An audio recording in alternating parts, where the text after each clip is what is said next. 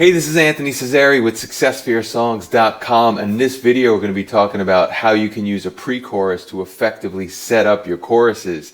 And I'm going to be playing a clip for you of an interview I did with Anthony Dini, and we had a good conversation about this topic. So check it out here. And actually, you touched on something that I think is worth getting into a little bit more too, which was using a pre-chorus to build tension and to set up your chorus.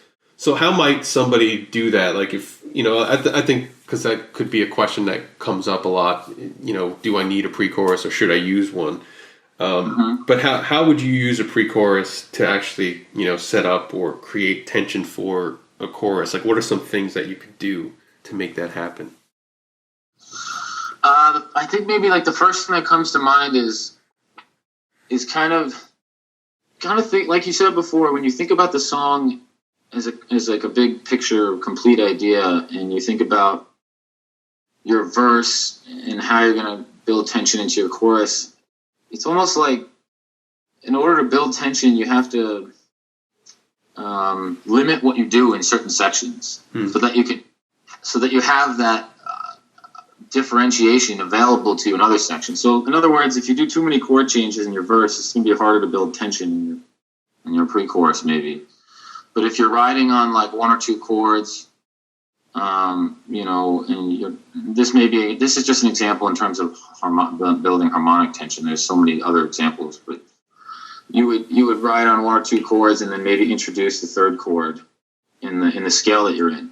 And all of a sudden there's a change in the mood just because you're introducing a new chord. Like the ear is used to hearing the two chords oscillating, and then all of a sudden a third comes in to play. And it just takes the song somewhere, and it kind of maybe leads the ear forward. And so, that's a way to use maybe some kind of harmonic way to do it. You can do it rhythmically as well, and both together they work synergistically, harmony and rhythm. So, I'm trying to describe it in musicianship sort of words, like. Because I don't know how many, I'm trying to describe it in a way that maybe anyone could get the picture, but if that makes, I can't really find the words right now, but.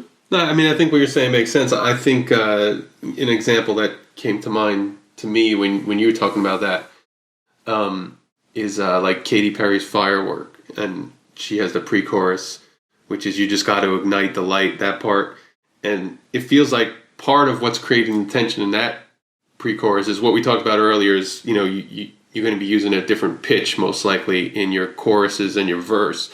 And she kind of like bridges the gap between the pitch in the verses and the chorus by like stepping up between the two in the pre-chorus. So the verse tends to be lower, and then in the pre-chorus she starts to step up. And then she, like leads up to that high, that high-pitched chorus, but it's like built up to in the pre-chorus, which is pretty effective move, I think. Yeah, that's super effective, and that's probably the most. I probably should have went there first, but that's probably the most obvious way to do it, and it's a very good way to do it. Just build the pitches higher and a little bit higher. That's absolutely right.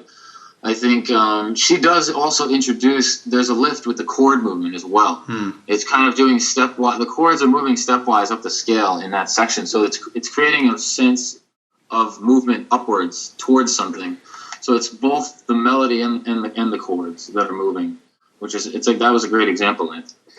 Yeah, I think again this comes down to like if you start to have an open ear and listen for these things as opposed to just listening to what's being played on the radio. If you start to pay attention, like you hear a pre-chorus leading into a chorus, and you go and you notice yourself going, oh, you know what, that built up to that nicely. Then start to ask yourself like what caused that? Then you'll just start to see examples on your own. If you just start to let yourself be, open to hearing these things. But you got to be conscious of it. It doesn't happen if you just kind of like put on a record in the background and just listen to it. You got to like be consciously listening, Yeah, the best thing you can do is let go of your subjective taste for a while, or I'm trying to think of the word.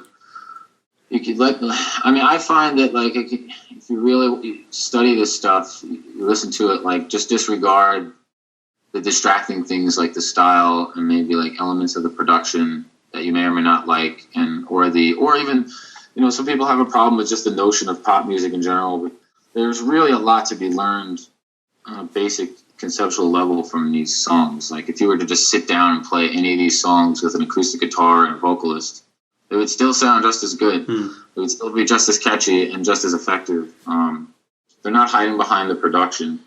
So there's definitely a lot to be learned if you can just free yourself of the preconceived notions and the distractions and so forth. All right, so I hope with that information you could start now to write pre-choruses that make your songs more memorable. And if you're looking for another way to make your songs more memorable, I've got a free cheat sheet for you right below this video that's going to show you how to write memorable songs with an easy technique you learned in grade school but probably aren't using. And it's a method that's as effective as rhyming if used correctly. So if you don't have that yet, grab that below. And thank you for checking out this video. I'll talk to you in the next one. Take care.